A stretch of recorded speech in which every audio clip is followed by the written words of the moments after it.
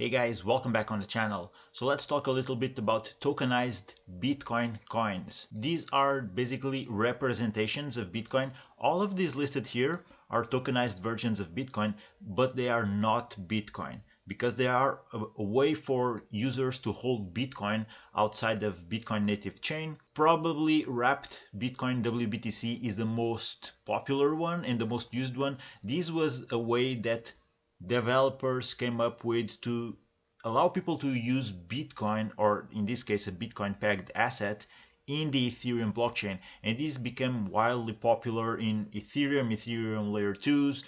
It's basically something that came up to allow users to use Bitcoin in DeFi, decentralized finance activities. You can see that it became so popular that we have many companies like, for example, Coinbase issuing their own tokenized version of Bitcoin. So whenever you're depositing into liquidity pools, into maybe some borrowing lending protocols with these type of assets, although they are pegged to Bitcoin, there's actually some level of risk to it because they can depeg. And usually that would happen if there would be some case of mainly a breach of the smart contract, some issue with the security, some exploit, that would definitely cause it to depeg. I made some months ago a video about yield farming with no impermanent loss with Bitcoin pegged assets, and it was just by coincidence then when I was doing it there was a Bitcoin pegged asset that I never heard of it.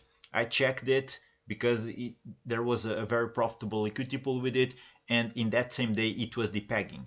Then the peg came back a few hours later, but it's just to show you the risk. Okay, whenever there's a breach into those things, you will see it reflect in the price of the said tokenized Bitcoin token. So for example, there's some which are more popular than others. Wrapped Bitcoin is one.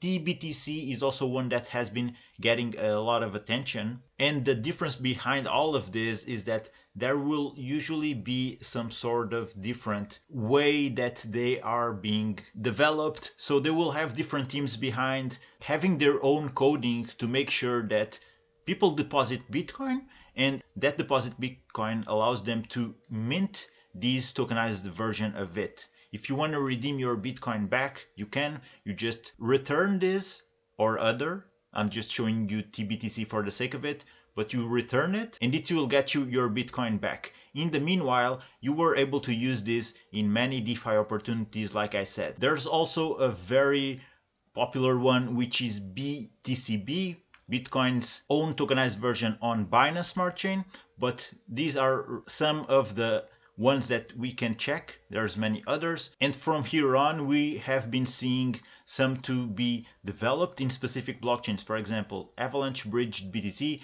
This is one that showed up on Arbitrum one. There's Avalanche Bridged BTC but on Avalanche, and even wrapped Bitcoin. It's not only on Ethereum right now. You can also find some very profitable liquidity pools on Solana that have this as a representation of Bitcoin. So if you want to make the most out of Bitcoin in DeFi opportunities, you still can, be it on Solana, on Ethereum, on Binance. You just need to find the right one.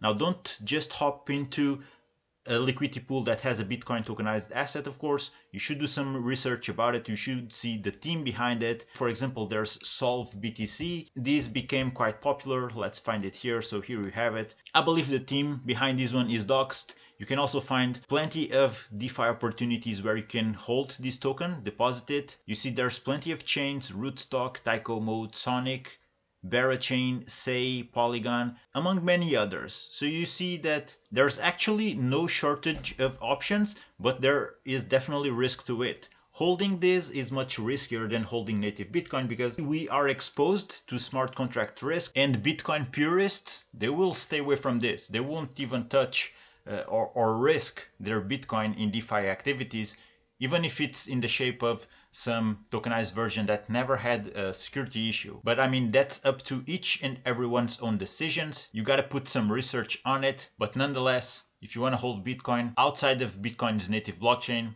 there's plenty of options right now. Now, if we look at each and every single one of the tokens here, let's sort it by price, by the way. You'll see that, for example, there's Huobi BTC. Huobi is a centralized exchange Then they also have their own BTC version, right? Their tokenized version of Bitcoin. I don't know when it depegged, but it's not pegged with Bitcoin right now. It's worth $7,231, but Bitcoin is over 100K right now. And that's a good way to show you the risk involved with this, because imagine you're holding some sort of tokenized version that depegs for whatever reason. That's an issue, right? Ran BTCB, let's go on that one. So this one is worth 23K. Chart is chopping really weird. I mean, there's those dips and you can see that also lost peg. So it's not a good thing, right? And there's this weird stuff happening. So know your tokenized version, know what you're holding. This also lost peg in December 26th, and then boom, it went all the way down. It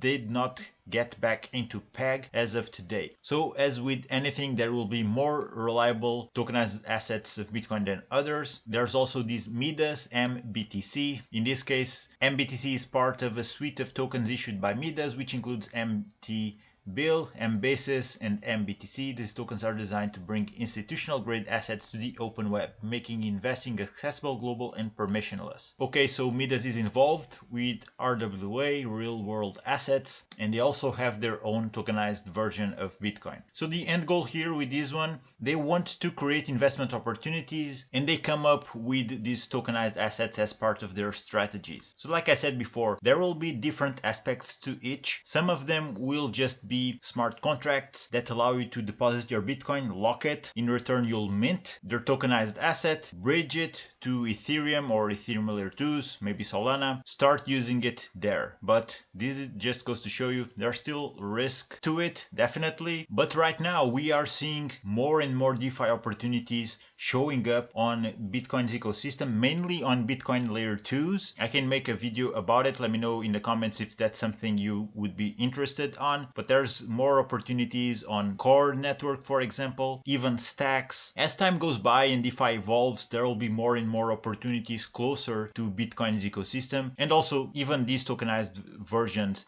they will evolve. So let's see what the future holds. So as of now, Wrap Bitcoin is the one which has the higher market cap. And for example, this is an important distinction that you should know.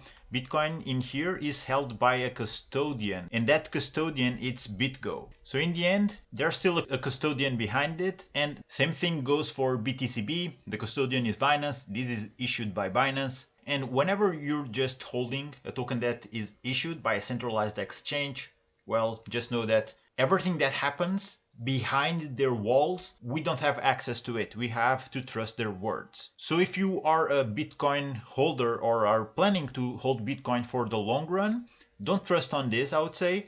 Buy the real Bitcoin, send it to your cold wallet, let it sit there. I'm not saying they're not trustworthy. I'm just saying hold real Bitcoin, because you don't want to have your money in the hands of a custodian. That's the whole point why Bitcoin was created. Blockchain technology was created. Same thing goes for CBBTC. This one is backed by Coinbase. So the same thing applies, okay guys? These are all things to have in mind, because centralized exchanges, they can say that they have 100 million in Bitcoin, for example, when in fact they might not have it, all right? Just throwing it out there. And in fact, they're all competing against one another, because at the end of the day, they need your crypto deposits there. So like I said in the beginning, there's differences between each of these. They will have different coding, different tech behind. If you want me to focus on some of the most popular ones, maybe TBTC, WBTC, or maybe other Solve BTC, for example, and do a dedicated video for all of those or each of those, let me know in the comments. But essentially, this is the difference between real Bitcoin, on-chain Bitcoin, all of these tokenized versions of it. Also, if you want, I'll link down below a couple of videos on how you can earn yield on Bitcoin using these tokenized versions. Feel free to check those out. If you enjoyed this type of content, like and subscribe for more. I'm going to wrap this one up. Keep exploring crypto. Take care. I'll see you on the next one, guys.